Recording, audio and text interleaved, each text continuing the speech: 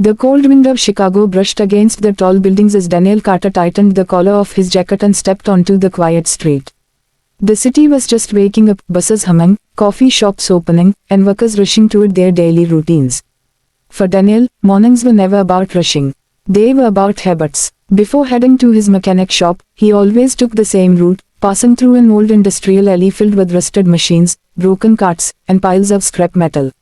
Most people avoided the place. Daniel didn't. That morning, he saw the familiar figure again, an old man struggling to push a heavy cart loaded with iron pieces and discarded wires. "Morning, Mr. Harris," Daniel called out, jogging toward him. The old man looked up, surprised. His beard was grey, his clothes worn, but his eyes were unusually sharp. "You are early today, son," he said. Daniel grabbed the side of the cart and pushed it forward with ease. "If I'm late to work, my boss will shout," he joked. "But if I'm late to help you, my conscience will shout louder." Mr.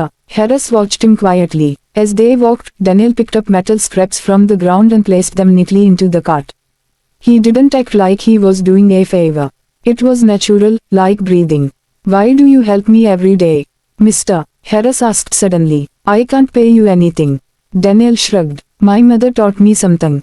She said, if you build a habit of kindness, kindness will one day save you. I don't know if it's true, but I believe it." The old man nodded slowly, hiding a faint smile. When they reached the end of the alley, Daniel handed him a bottle of water and a sandwich from his bag. "You don't have to, Mr. Harris began. "I know," Daniel interrupted gently. "But I want to." For a moment, Mr. Harris looked at him as if he was seeing something rare. Later that evening, Daniel stood nervously outside Emma Harrington's mansion. The gates were taller than his apartment building. He adjusted his simple shut and knocked. Inside, the dining hall glowed with golden lights. Emma sat beside him, her hand warm in his. Then the door opened. A tall man in an expensive suit entered the room. His presence was calm but commanding. "This is my father," Emma whispered. Mr. Richard Harrington sat across from Daniel and studied him with quiet intensity. "So, Daniel," he said slowly, "tell me something. What kind of man do you think you are?" Daniel swallowed his fear and answered honestly. "I'm not rich," he said. "But I try to be consistent. Whatever I do it every day. That's how I survive." Mr. Harrington's lips curved slightly, not into a smile, but into something more mysterious. Daniel didn't notice it. He didn't know that the old scrap dealer he helped every morning was the same man sitting in front of him now.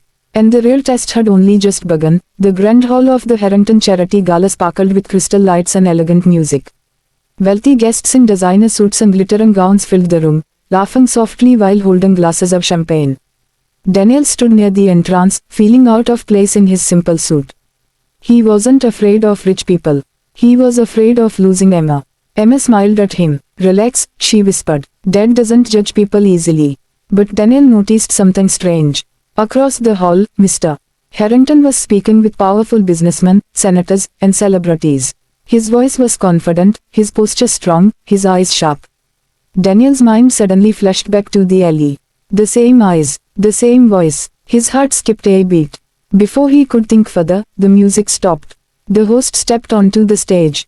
"Ladies and gentlemen," the host announced, "we are honored to hear a special message from Mr. Richard Harrington." Applause thundered across the hall. Mr. Harrington walked slowly to the stage, his footsteps calm but heavy with meaning. He looked around the room, then said, "Tonight, I want to tell you a story. Not about business, but about character." The hall went silent.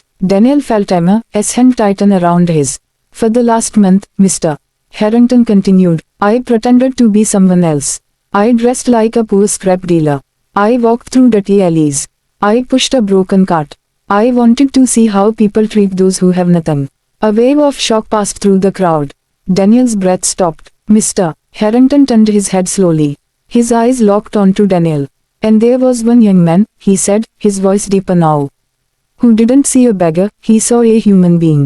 Daniel felt his legs weaken. Mr. Harrington walked down from the stage and stopped in front of him. The entire hall watched. "He helped me every morning," Mr. Harrington said loudly. "Not once, not twice, but every single day. He never asked my name. He never asked my status. He never expected anything in return." Daniel lowered his eyes, ashamed and confused. Mr. Harrington lifted Daniel's chin gently. Daniel Carter, he said. You did what even rich people fail to do. You showed respect to someone you thought was nothing. Emma's eyes filled with tears. Mr. Harrington turned to the crowd again. Many men know how to act kind when cameras are watching, he said. But very few know how to build kindness as a habit. The hall was completely silent.